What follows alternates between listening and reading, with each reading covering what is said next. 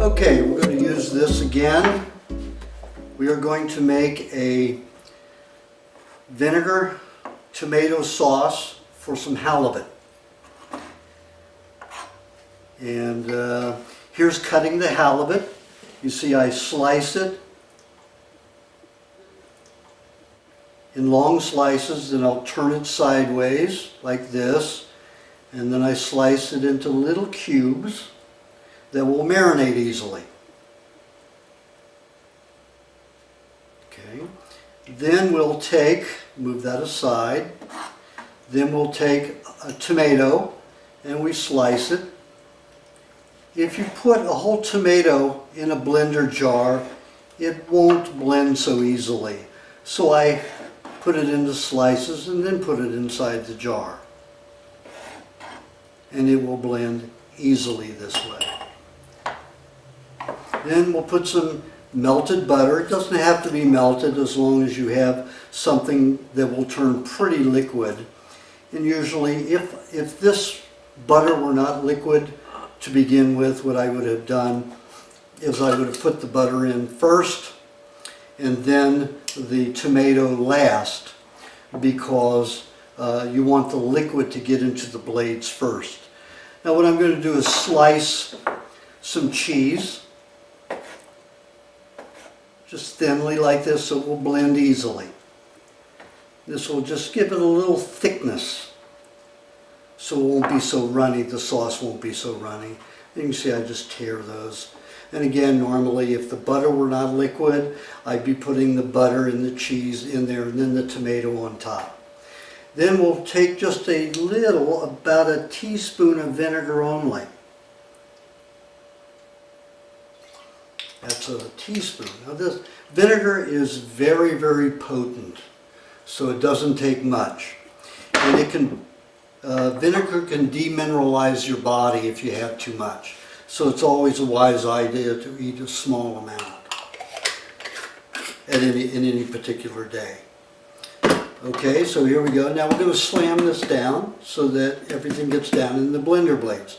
Another thing you could do is add an egg to this, but we're going to add that to a mayonnaise recipe later. So here we turn it on. Now this we want to turn on a little higher. We won't want to start off on low speed. If we start off on low speed, the motor is going to work very hard and it will not blend well. So we're going to put it on low here but high here. We'll tilt it a little bit.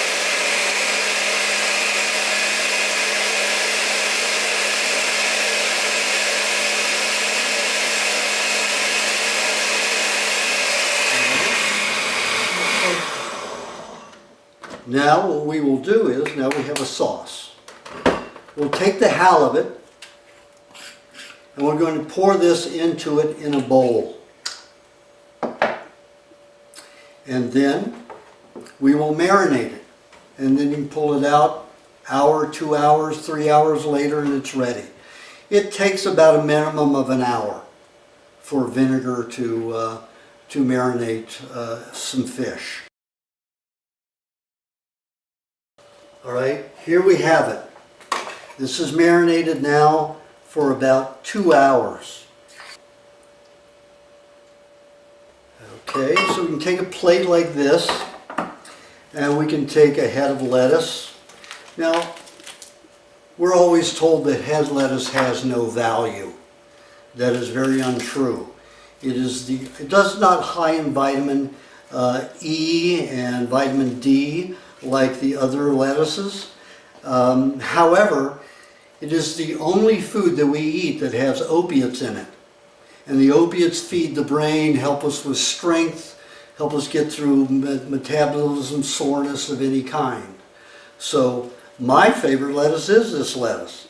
And there's not enough opiates in it to make you high and crazy or spaced out and tired, but just enough to feed the brain to give you good prostaglandin reactions in the brain.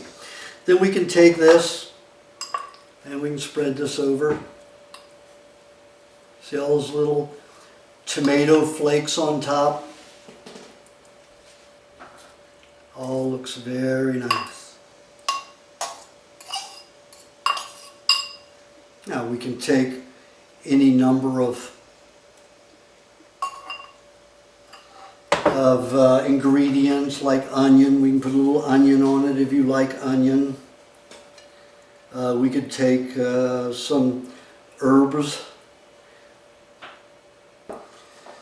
Okay, we could add tarragon, which is very nice. We could add that to it. And you could either chop it.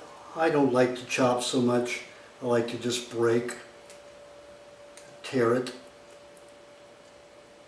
and spread it over the top. Smells so good. And when you tear it like that, it brings out the fragrance more. If you chop it for some reason, it doesn't have quite as much fragrance. I think it has to do with squeezing the oils, esters out a little bit as we do this.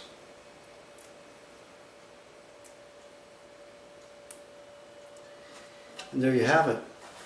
Isn't that a meal to enjoy? And see, who says that raw meats can look wonderful?